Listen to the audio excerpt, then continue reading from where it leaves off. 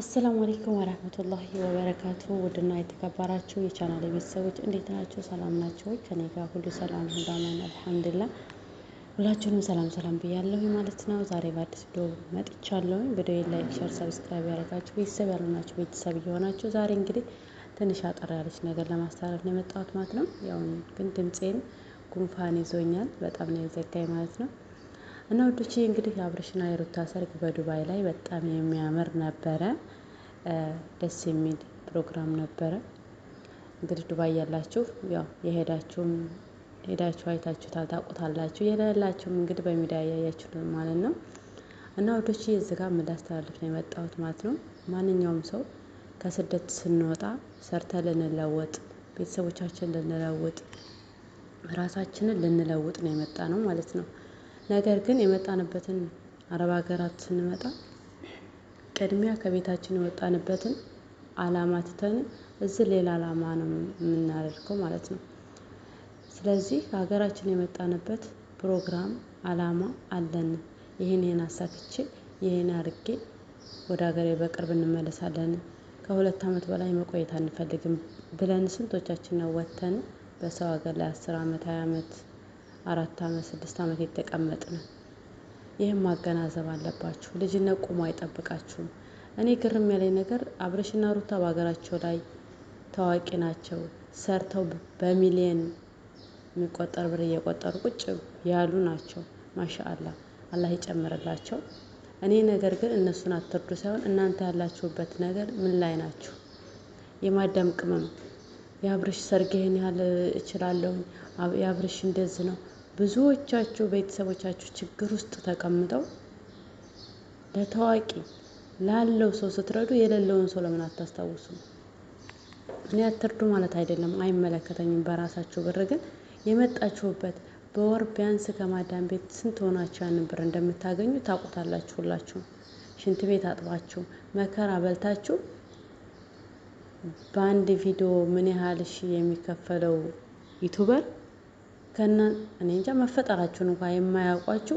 እስኪ ለእናትሽ ለአባትሽ ሀቅ ያለብሽ እናትሽ ምን ላይ ነው ያለችው? እናትሽ ስንት ብር አለባት? የሰው ብር ሙምኪን ቸግሯት እኮ ተበድራ ከጓደኛም ከጎረቤትም እኮ ያልከፈለችው ዕዳ ሊኖርባት ይችላል። ጠይቅ አቀራብ ብለሽ ለእናትሽ ማለት ነው። እናቴ ምን ቸገረሽ? እናቴ የምትፈልጊው ነገር አለ ወይ? አባቴ ምንድነው የሚቸገረው ብለን እንጠይቅ። ነገር ግን ሚዲያ ላይ ያሉ ፌመሶችን ገና ዱባይ ላይ ሰርግ አደረጉ ብላችሁ ዱባይ ያላችሁ በሌላው ሀገር በመላክ በቃ በየት ላስገባ እንዲህ ነው። አረ ቢስሚላህ፣ አረ በጣም ነው የምትገርሙት ከምር። ይሄ ሁሉ ማሽቃበጥ፣ ይሄ ሁሉ እንደዚህ መሆን። እስኪ ቤተሰቦቻችንን ዞር በልን። ቤተሰቦቻችን ይሄን ጊዜ እኮ ጫማቸው ተቀዶ በባዶ እግራቸው እየሄዱ ይሆናል። በጦርነት ገንዘባቸው እየወደመ መከራ እየበሉ ቤታቸው እየፈረሰ ስንት ነገር ሆኖ ልጅን ላለማስቸገር እያሉ ነገሮችን እዛ ጋር ያምቻቸው የተቀመጡ እናት አባቶቻችንን ለምን አንጠይቅም? የፈመሱ ሰርጋቸውን ኢትዮጵያ ላይ እንዴ ኢትዮጵያ ተመቶ እኮ ዱባይ ላይ ያደረጉት እኮ ሰርጋቸውን ቢኖራቸው ነው። በቃ ሄዶም ሰርግ ላይ መገኘትም ሆነ ፕሮግራሙን ያለውን ነገር እንትን ማለት ኖርማል ነገር ነው። ግን በገንዘብ እንዳርገው ይሄን ያህል አደርግልሃለሁ ለቤት ቴሌቪዥኑ ምኑ የቤቱን ዕቃ ሟላችሁ ለካ አሁን በፊት ማለት ነው ገና ሳይጋቡ። አሁን ደግሞ እስር የምታሽቃብጡ ቤተሰቦቻችሁን አስታውሱ። የመጣችሁበትን አላማ አስታውሱ።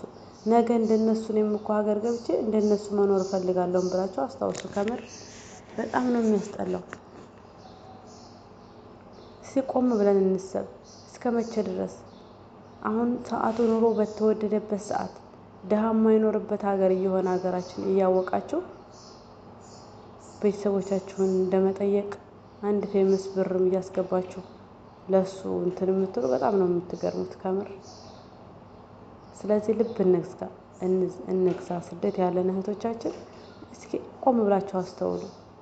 ኢትዮጵያ ስወርዱ እንደገና ነገሮች እጃችሁ ሲጠርባችሁ፣ ነገሮች ሲያስጠላችሁ ብድግ ብላችሁ እንደገና በስደት ላይ ትመጣላችሁ መልሳችሁ። 8 ዓመት 7 ዓመት ስደት አድራችሁ ኢትዮጵያ ያለው ነገር ሲወዛገብባችሁ ያስቀመጣችሁትን ብር ባንክ ላይ